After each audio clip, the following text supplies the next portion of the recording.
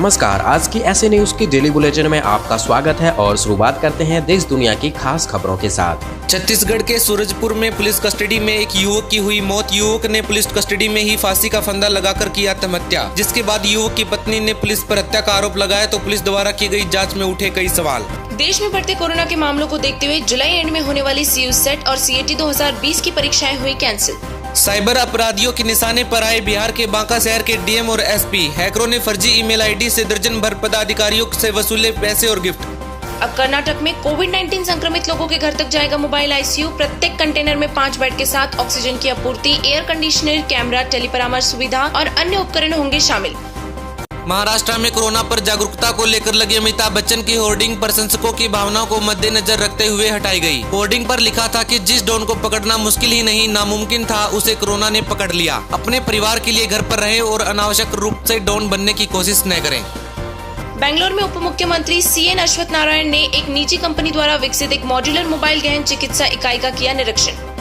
दिन ब दिन बिजली की गति से बढ़ते कोरोना के मामलों को देखते हुए कर्नाटक के मुख्यमंत्री BAD येदियुरप्पा ने निजी मेडिकल कॉलेज अस्पताल मालिकों के साथ अपनी तीसरी बैठक में प्राइवेट मेडिकल कॉलेजों को 50% बिस्तर कोविड-19 के इलाज के लिए रिजर्व रखने के दिए निर्देश। अहमदाबाद के एक प्लांट में रासायनिक कचरे के टैंक की सफाई के दौरान जहरीली गैस हुई लीक। गैस की चपेट में आने से 4 श्रमिकों ने गंवाई अपनी जान। राजस्थान की राजधानी जयपुर में अमेजोन पर ऑनलाइन गांजा बेच रहा था BCom का स्टूडेंट होम डिलीवरी करते हुए रंगे हाथों पकड़ा गया।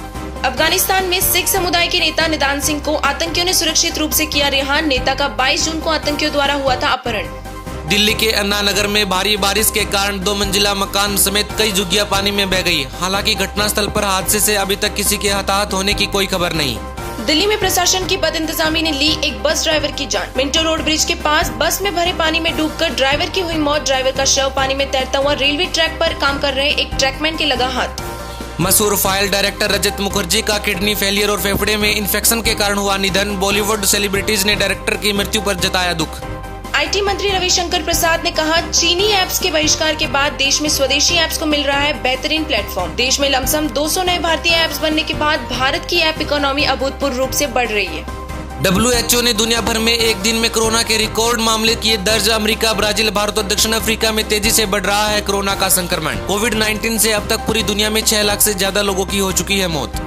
कोरोना वायरस ने इंसान ही नहीं मौसम के पूर्वानुमान को भी पहुंचाया है भारी नुकसान। मौसम के पूर्वानुमान लगाने में हवाई उड़ानों का अहम योगदान होता है, लेकिन पिछले महीनों से उनके रद्द होने से इस पर विपरीत प्रभाव पड़ रहा है। थाईलैंड में सरकार के खिलाफ हो रहा है भारी विरोध प्रदर्शन। देश की राजधानी बैंकॉक में हजारों लोग संविधान बदलने और दोबारा चुनाव कराने की मांग को लेकर उतरे सड़कों पर।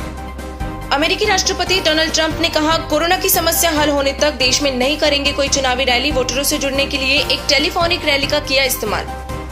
अमेरिका में भी टिकटॉक को बैन करने का इशारा कर रही है सरकार। देश में टिकटॉक के खिलाफ फेसबुक और इंस्टाग्राम पर एड कैंपेन चला रहे हैं डोनाल्ड ट्रंप। अमेरिकी NSA और विदेश मंत्री ने भारत में चीन के 59 ऐप पर बैन लगाने के कदम पर की थी सराहना।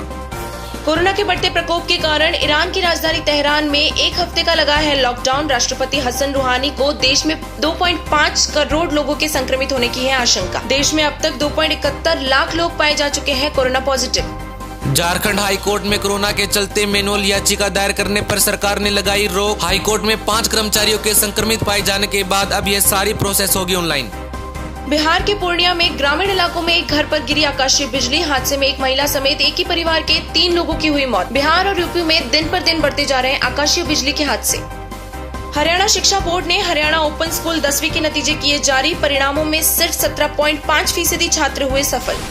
और अंत में आज का सवाल, आज का युवा नशे की गिरफ्त में फंसता चला जा रहा है। आखिर इनको इस बुराई से कैसे बचाया जा सकता है? अपना जवाब हमें कमेंट बॉक्स में जरूर बताएं। धन्यवाद।